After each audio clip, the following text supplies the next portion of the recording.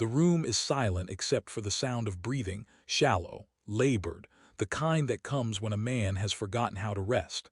Outside, the nation moves forward. Inside, time has stopped.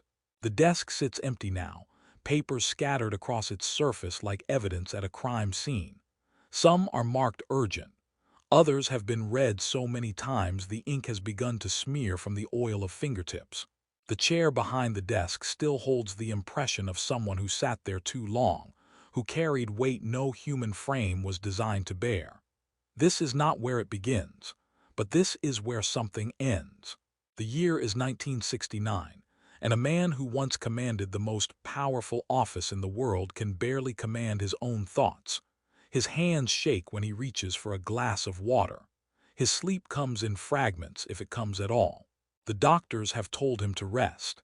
His family has begged him to let go. But how does a man release something that has already consumed him? How does he walk away from decisions that will outlive his heartbeat? In this room, in this moment, history holds its breath. Because what happened here, what was sacrificed, what was lost, what was irreversibly broken, did not happen overnight. It happened in 1,000 small surrenders. It happened in choices made under impossible pressure. It happened in the slow erosion of a man who believed he could control forces that were always, always beyond his grasp. The presidency does not merely test men. It dissects them. It finds the fault lines in their character and applies pressure until something cracks. For some, the breaking is visible. A scandal, a resignation, a public collapse that historians can point to and say, "There, that is where it happened." But for others, the breaking is quieter. It happens in the margins of history, in the spaces between the headlines, in the silence after the cameras turn off. This is the story of one such breaking, a breaking so complete that even those who witnessed it up close struggled to name what they had seen. A breaking that began long before the man ever took the oath of office, and continued long after he left. The nation remembers him as a figure of controversy. Some see a man who expanded the boundaries of what government could achieve. Others see a man whose ambitions led to catastrophe. But what both sides often forget is simpler and perhaps more unsettling. He was a man, and the presidency destroyed him, not all at once, not in a single moment of failure, but slowly, methodically, the way water wears down stone. The weight accumulated, the isolation deepened, the choices multiplied until there were no good options left, only degrees of damage. And somewhere in that grinding machinery of power and consequence, the person he had been ceased to exist. What you are about to hear is not a defense. It is not an accusation. It is simply an account of what power does when it meets human limitation, of what happens when a man believes he can shoulder the weight of history and discovers, too late, that history has no interest in whether he survives the burden. The room is silent now, but once it was filled with voices, arguing, pleading, demanding. Once it was filled with decisions that seemed necessary at the time and unforgivable in retrospect. Once it held a man who thought he could control the outcome if he just worked harder, thought longer, sacrificed more. He was wrong, and that wrongness cost him everything. Before he was the man in that silent room, before the weight had settled into his bones like an illness, he was something else entirely. He was ambitious. He was sharp. He was a man who believed that intelligence and effort could overcome any obstacle. Born in the Texas Hill Country in 1908, Lyndon Baines Johnson grew up understanding power in its most elemental form. Who had it? Who did not? And what lengths people would go to in order to claim it. His childhood was marked by instability. His father, Sam Johnson, was a state legislator whose fortunes rose and fell with the unpredictable rhythms of Texas politics and cotton prices. Young Lyndon watched his family slip from relative comfort into near poverty, watched his father's pride erode with each failed venture. The lesson imprinted itself deeply. Security was an illusion. Power was the only currency that mattered. And if you wanted power, you had to be willing to fight for it with every tool at your disposal. He was not a natural politician in the traditional sense. He lacked the easy charm of a Roosevelt, the aristocratic bearing of a Kennedy. What he had instead was something rawer and more desperate, a hunger that bordered on pathological. He could read people the way others read books, identifying their weaknesses, their desires, their pressure points. He could cajole, intimidate, flatter, and threaten, sometimes in the same conversation. His colleagues called it the treatment. Those who experienced it never forgot it. Johnson's rise through Texas politics was meteoric. By 29, he was in Congress. By 48, he was the youngest Senate Majority Leader in American history. He did not simply navigate the machinery of government, he mastered it. He knew which senators needed their egos stroked, which could be bought with appropriations for their districts, which would break under sustained pressure. He accumulated favors the way other men accumulated wealth, and he spent them with ruthless precision. But there was something else beneath the ambition, something his closest aides occasionally glimpsed in unguarded moments. A fear, a bone-deep terror of failure that no amount of success could quiet. Johnson drove himself with a ferocity that exhausted everyone around him. He worked 18-hour days as if the alternative was oblivion. He demanded absolute loyalty because betrayal, even the perception of betrayal, felt like annihilation. His wife, Lady Bird, understood this about him better than anyone. She saw the man behind the performance, the one who woke up at 3 in the morning, pacing, unable to silence the voices in his head telling him he was not enough. She saw how he needed constant validation, constant proof that he mattered. And she saw, though she rarely spoke of it, how the need was becoming insatiable.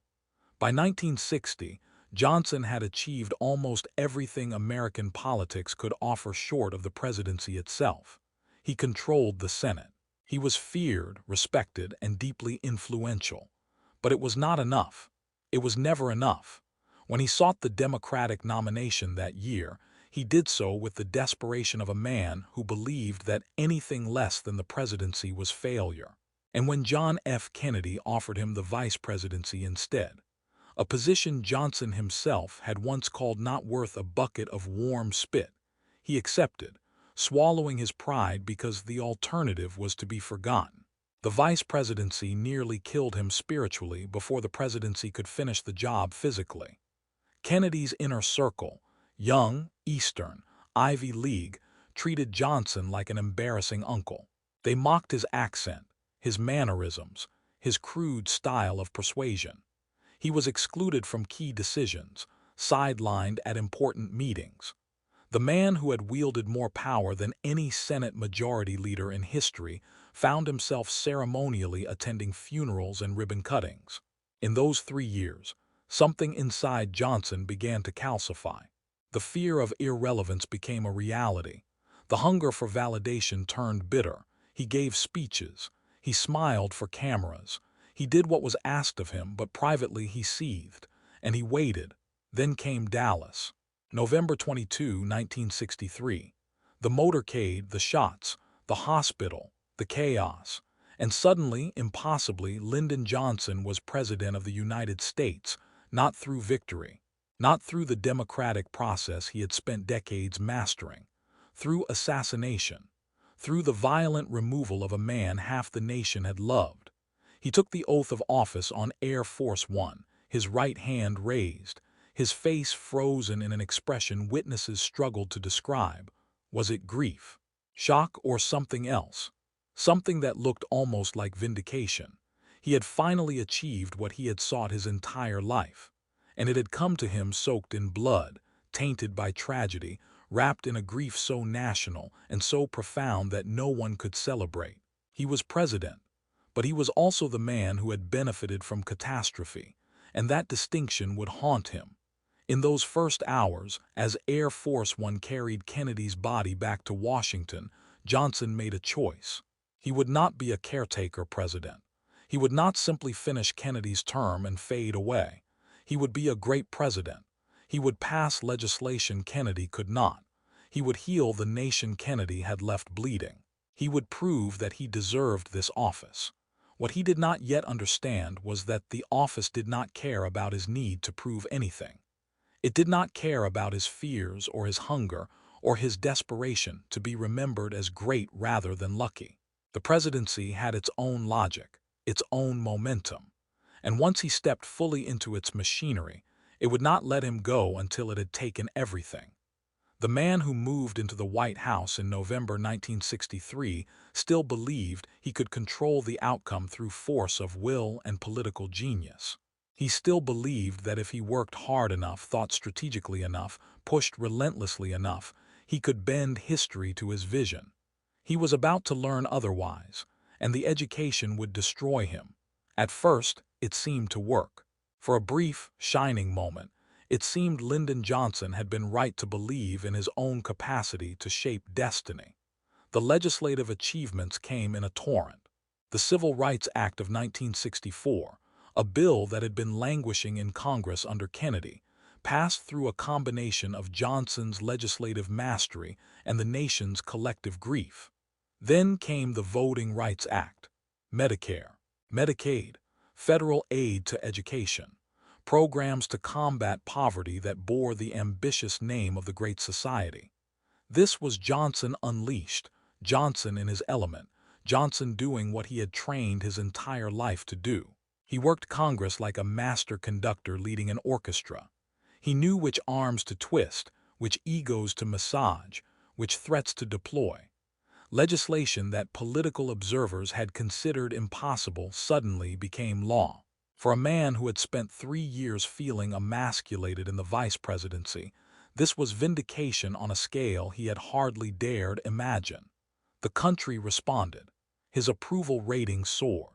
In the 1964 election, he won in a landslide that exceeded even his own expectations, carrying 44 states and crushing Barry Goldwater so thoroughly that some political analysts wondered if the Republican Party could survive. Standing before the crowds, basking in their approval, Johnson must have felt he had finally silenced the doubts, finally proven to himself and the world that he deserved to be there. But the office was already beginning to exact its price. The presidency changes men in ways subtle and profound. The isolation is unlike anything else in human experience. Every conversation is recorded or remembered. Every decision is scrutinized by thousands. Every friendship becomes transactional. The president lives in a bubble of security and ceremony that separates him from ordinary human contact. Even his family becomes a supporting cast in a performance that never ends.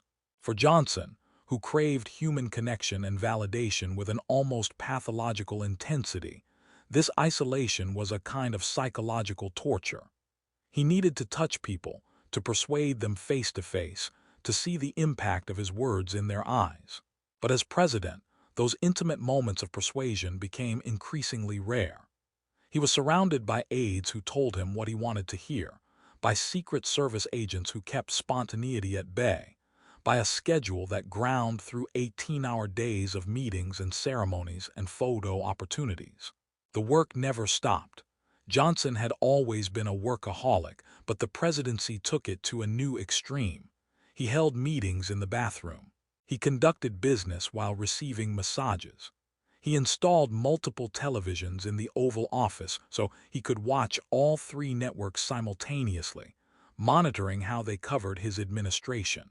He called aides at 2 in the morning, at 5 in the morning, at any hour that a thought occurred to him. He could not rest because resting meant losing control, and losing control was unthinkable. His health began to deteriorate. The weight fluctuated wildly. The drinking increased, bourbon to take the edge off, to help him sleep, to quiet the voice that told him nothing he did would ever be enough. His temper, always volatile, became more unpredictable. He would erupt at aides over minor slights, then moments later act as if nothing had happened. The people around him began to recognize the pattern: pressure building, explosion, temporary relief, pressure building again. But what the public never knew, what even most of his staff did not fully understand, was how much the job was already wearing him down psychologically.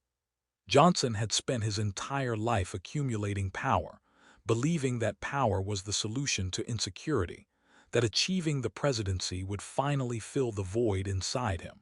Instead, he was discovering that the void was still there, and now it was paired with responsibilities so vast that no amount of legislative success could satisfy them.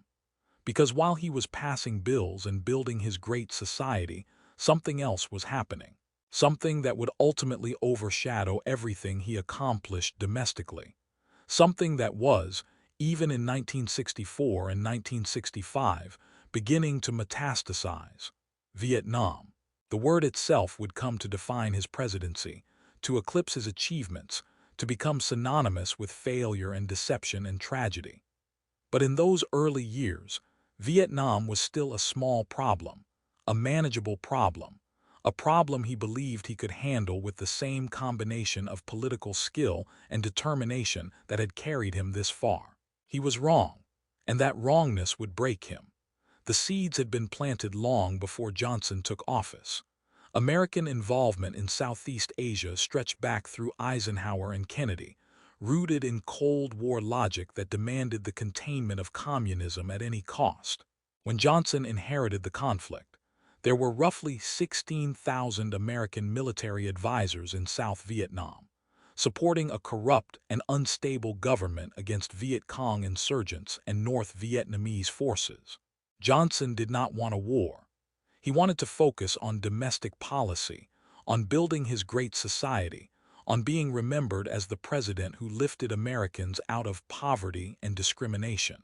But his advisors, McNamara, Bundy, Rusk, told him the same thing Kennedy's advisors had told Kennedy.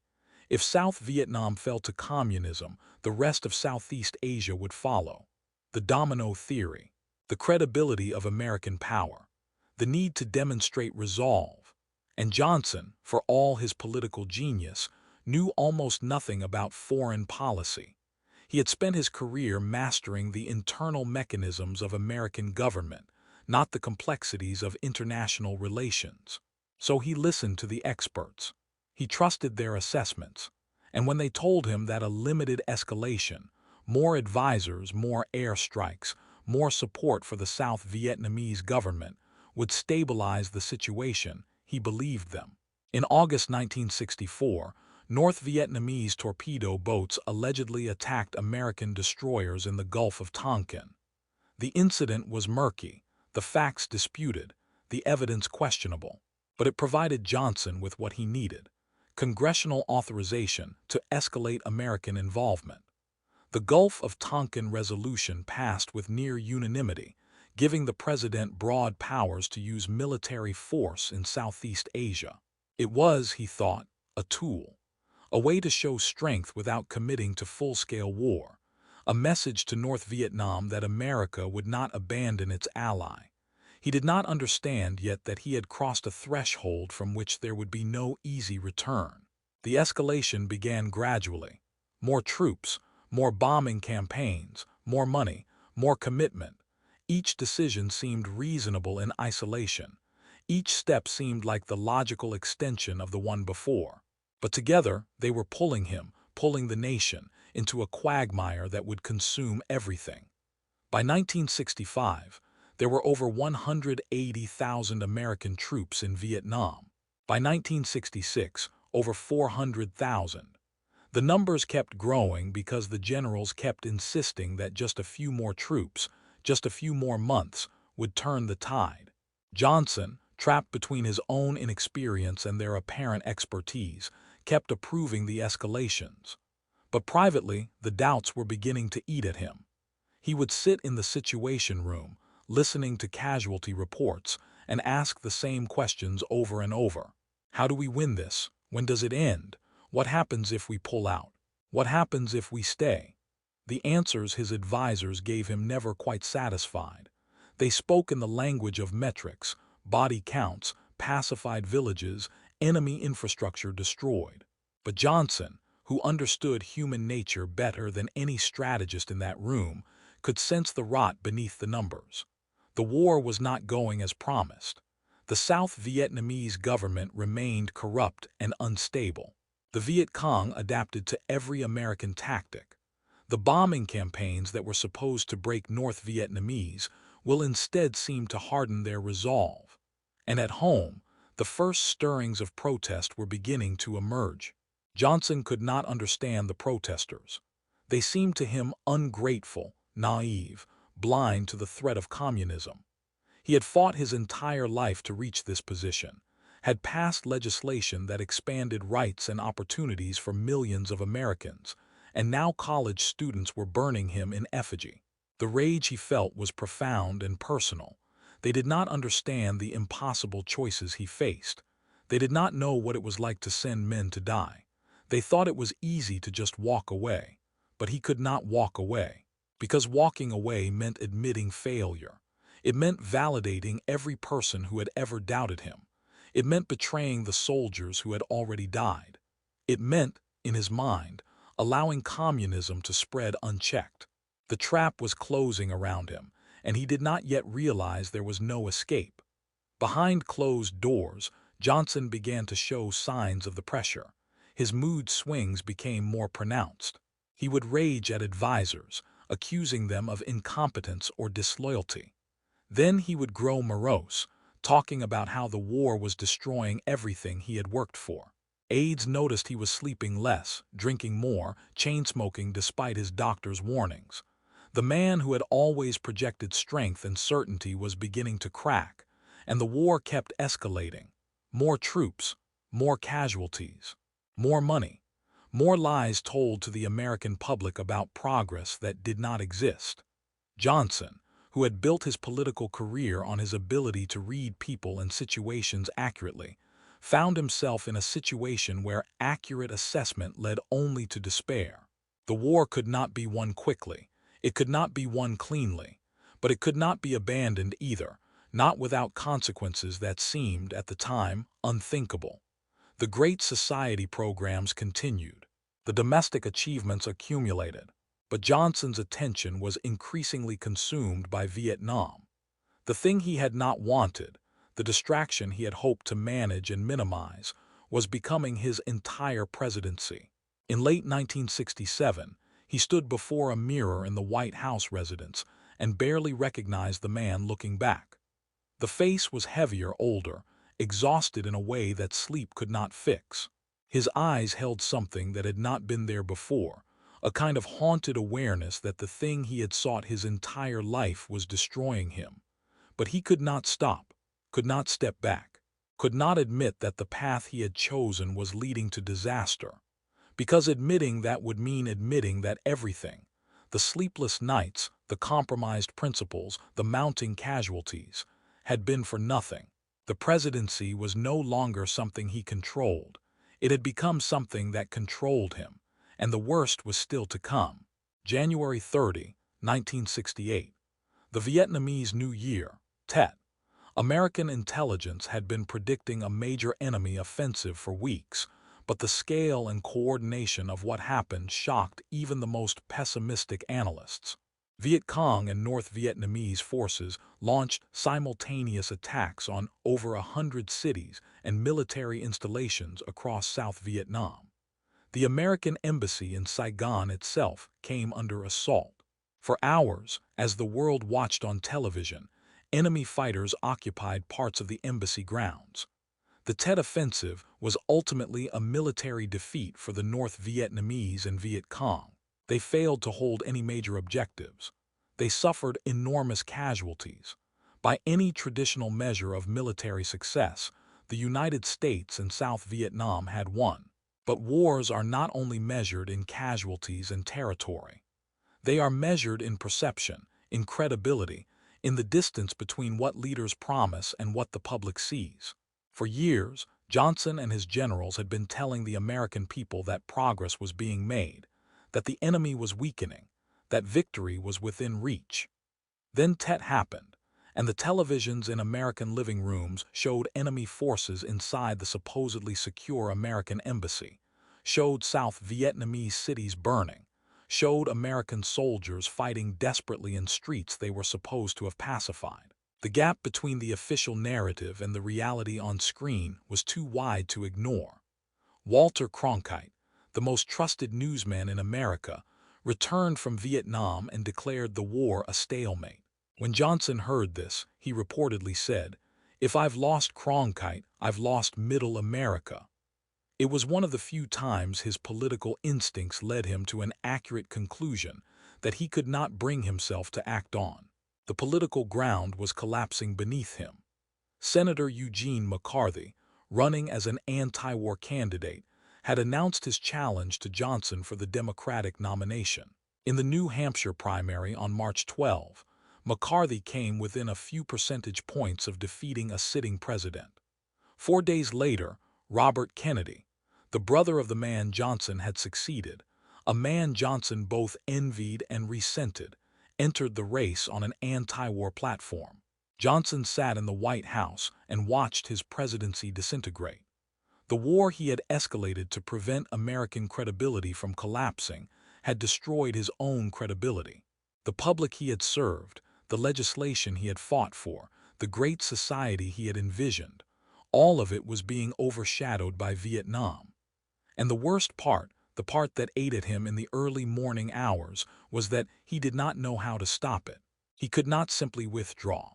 His military advisors told him that a precipitous pullout would lead to a bloodbath in South Vietnam, would embolden communist movements everywhere, would render meaningless the deaths of the 30,000 American soldiers who had already died. But he could not escalate further either. The political support was gone. The public had turned. Even members of his own party were abandoning him. He was trapped in a war he had not wanted, defending a policy he no longer believed in, sacrificing his presidency and his health for an outcome that seemed increasingly impossible.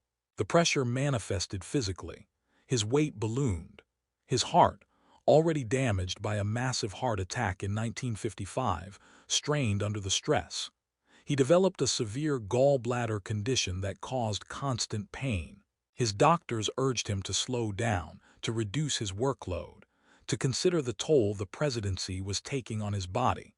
But how could he slow down when American soldiers were dying? How could he rest when every decision he delayed might cost lives? The isolation deepened. Johnson began to distrust even his closest advisors. He suspected leaks, betrayals, conspiracies. He would test people's loyalty by telling them different versions of the same story to see if one leaked to the press. The paranoia that had always lurked beneath his political instincts bloomed into something more consuming. And the protests grew. College campuses erupted. Young people chanted, "Hey, hey, LBJ, how many kids did you kill today?" The man who had expanded civil rights, who had fought poverty, who had tried to build a more just society, was being depicted as a war criminal by the very people he thought he was helping. He could not go anywhere without facing protesters. He could not give speeches on college campuses. The Secret Service restricted his movements, fearing for his safety. The man who had thrived on human contact, who had needed to be among people to feel validated, was now trapped in the White House, unable to face the public he served.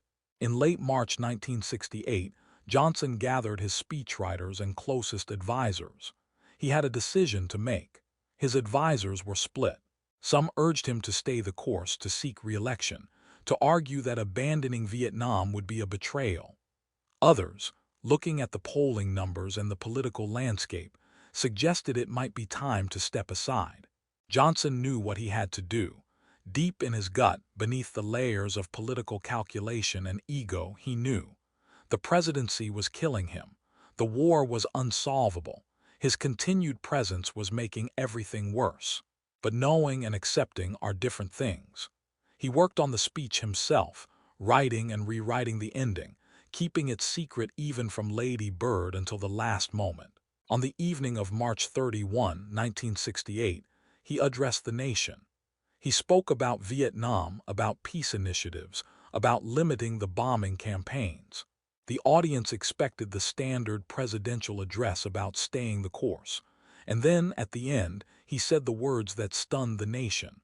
"I shall not seek, and I will not accept, the nomination of my party for another term as your president." The reaction was immediate. Shock, disbelief. Some saw it as an act of political courage, a sacrifice for the good of the country. Others saw it as an admission of defeat, a president surrendering to protesters and political pressure. But those closest to Johnson saw something else, a man who had been broken by the office he had spent his life pursuing. He did not look relieved when he finished the speech. He looked hollowed out. The thing that had defined him, his ambition, his drive, his need to hold power, had just been voluntarily surrendered. And while he would remain president for another 10 months, everyone understood that he was now a lame duck, his power already draining away. In the days that followed, Johnson seemed to age visibly. The decision not to run had been made, but it did not ease the burden. The war continued. The casualties mounted. And now he had to live with the knowledge that he had broken himself for a cause that would not be resolved during his presidency, that his successor would inherit the quagmire he had deepened. On April 4, just 4 days after Johnson's announcement, Martin Luther King Jr. was assassinated in Memphis. The man whose crowning legislative achievement had been the Civil Rights Act watched as American cities burned in grief and rage. 2 months later, Robert Kennedy was assassinated in Los Angeles, moments after winning the California primary. The violence that Johnson had tried to prevent in Southeast Asia was consuming his own country.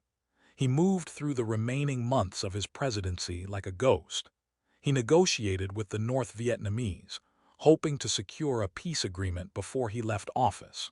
He watched the Democratic Convention in Chicago descend into chaos, with police beating protesters in the streets while delegates inside nominated Hubert Humphrey, his vice president, who was trapped defending Johnson's policies.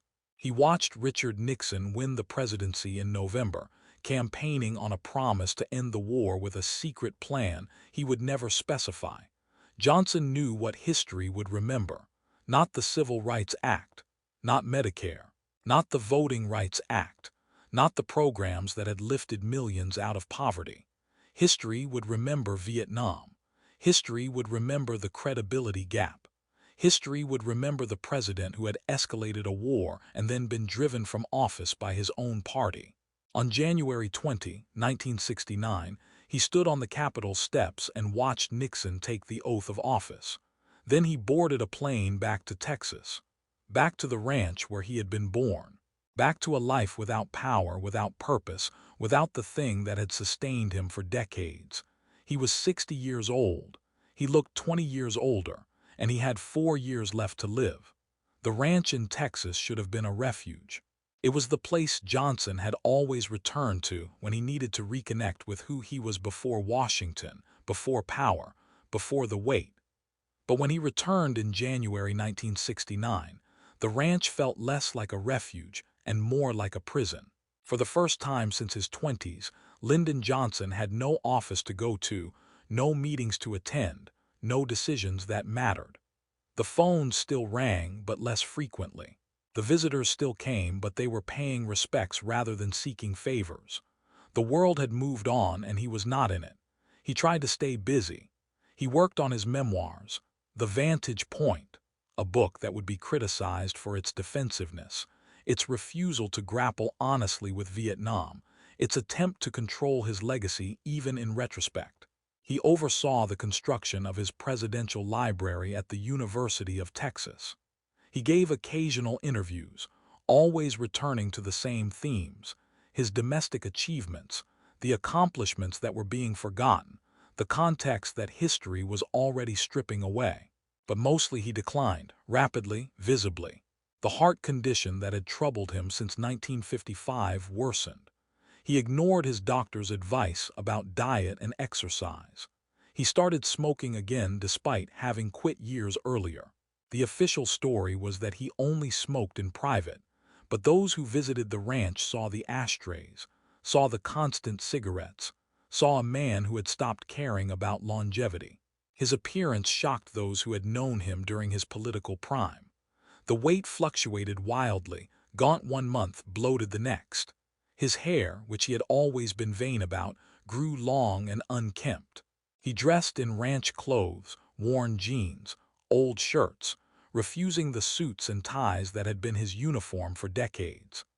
Lady Bird watched him fade, powerless to stop the decline, understanding perhaps better than anyone that what she was witnessing was not merely physical deterioration, but something deeper. The loss of purpose, the loss of meaning. Johnson watched the news obsessively. He saw Nixon expanding the war he had claimed he would end. He saw the protests continue, saw the casualties mount, saw his fears about a precipitous withdrawal not being realized because there was no precipitous withdrawal. The war ground on, chewing up lives, destroying Nixon's presidency the way it had destroyed his own. There must have been moments, alone on the ranch, when Johnson wondered what would have happened if he had made different choices.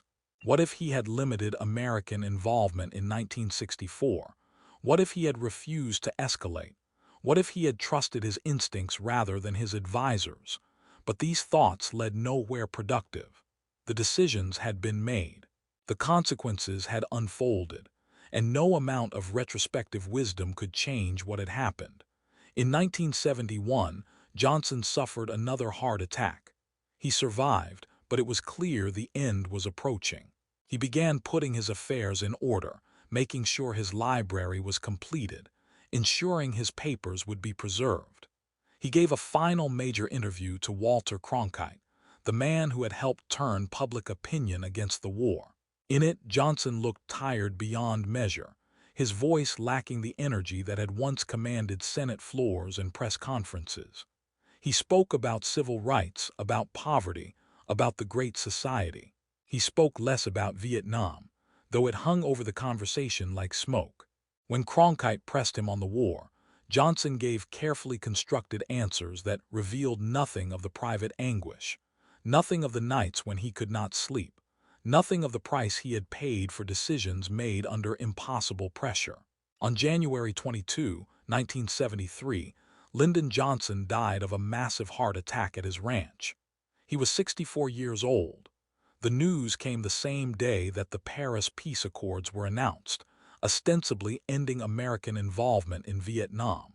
The timing seemed cruelly symbolic, the war that had destroyed his presidency officially ending the day he died, as if history could not resist one final irony. The nation mourned. The tributes were respectful, noting his legislative achievements, his commitment to civil rights, his expansion of the social safety net. But the obituaries could not ignore Vietnam. The war cast its shadow over everything else, the way Johnson had known it would. Richard Nixon, the man he had despised, the man who had campaigned against his policies, attended the funeral. So did Hubert Humphrey, the vice president who had loyally defended Johnson's war and lost the presidency because of it. The civil rights leaders whose causes Johnson had championed stood beside the military officers who had implemented his war strategy. It was a gathering that reflected all the contradictions of his presidency, all the ways he had been simultaneously a force for progress and a driver of tragedy. But what the funeral did not capture, what the tributes could not articulate, was the personal cost. The way the presidency had not simply tested him, but consumed him. The way it had taken a man of enormous talent and ambition and ground him down until there was nothing left but exhaustion and regret. In the years after his death, historians would debate his legacy endlessly. Was he a tragic figure brought down by circumstances beyond his control, or was he an architect of his own destruction? Did Vietnam overshadow accomplishments that should be celebrated, or did his escalation of that war rightfully define how he should be remembered? But perhaps the more fundamental question is this. Could any man have withstood what the presidency demanded of Lyndon Johnson? Could anyone have navigated the impossible choices, the competing pressures, the distance between what needed to be done and what could be done? Johnson believed he could. He believed his political genius, his capacity for work, his willingness to sacrifice would be enough. And for a brief moment it seemed he was right. The legislation passed, the programs launched, the vision of a great society took shape. But the office does not reward belief. It does not care about intentions. It simply demands and demands and demands until there is nothing left to give. The ranch in Texas is quiet now, preserved as a historical site where tourists can walk through the rooms where a president lived and died. They can see his desk, his chair, the bed where he took his final breath. They can read the plaques about his achievements, watch the videos about his life. What they cannot see is what those rooms contained in his final years. The weight of decisions that could not be undone. The knowledge that history would judge him harshly for the war he had escalated despite his doubts. The exhaustion that comes from giving everything and discovering it was not enough. The presidency broke Lyndon Johnson. It did not do it loudly. It did not do it all at once. It did it the way the slow accumulation of pressure breaks stone, imperceptibly, until one day there is a crack that runs through everything. And when he died, alone in his bedroom on a Texas ranch, far from the halls of power where he had spent his life, the breaking was complete. The man who had wielded more legislative power than perhaps any president in history, who had expanded rights and opportunities for millions, who had dreamed of building a society free from poverty and discrimination. That man had been destroyed by the office he had spent his entire life pursuing. History would remember the war. The achievements would be footnotes, and the man himself would become a cautionary tale about the cost of power, about what happens when ambition meets the grinding machinery of the presidency, about the distance between what we believe we can endure and what actually breaks us. The room is silent, the papers are filed away, the decisions have all been made, and somewhere in that silence is the ghost of a question that can never be answered. Was it worth it? Did the legislation, the reforms, the brief moment of believing he could change the world, did any of it justify the price he paid? Lyndon Johnson never answered that question publicly. Perhaps he never answered it for himself. He simply carried the weight until it crushed him, until the man who had once commanded armies and legislatures could barely command his own heartbeat. And in the end, that is what the presidency does. Not to everyone, not in the same way, but to those who believe they can control it, who believe their strength is enough, who believe the office serves them rather than the other way around. To those men, the presidency does not simply test. It dissects. It reveals. It breaks. The breaking of Lyndon Johnson was not an accident. It was not bad luck or poor timing or the simple result of external circumstances.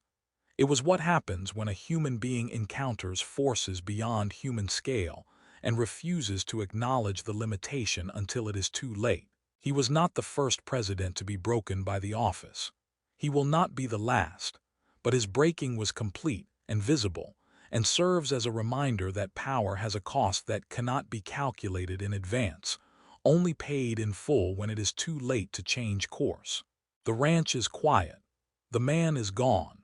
And history continues its work of judging, contextualizing, trying to make sense of a presidency that contained both triumph and tragedy, both vision and blindness, both achievement and catastrophic failure. But for Lyndon Johnson himself, there is only silence. The silence of a man who gave everything to an office that took more than he had to give. The silence of decisions that cannot be unmade. The silence of a breaking that was never repaired, only endured until there was nothing left to break. That is the presidency that broke a man, not through malice, not through cruelty, but through the simple, inexorable logic of power meeting limitation, ambition meeting reality, and a human being discovering that some weights cannot be carried, no matter how strong you believe yourself to be.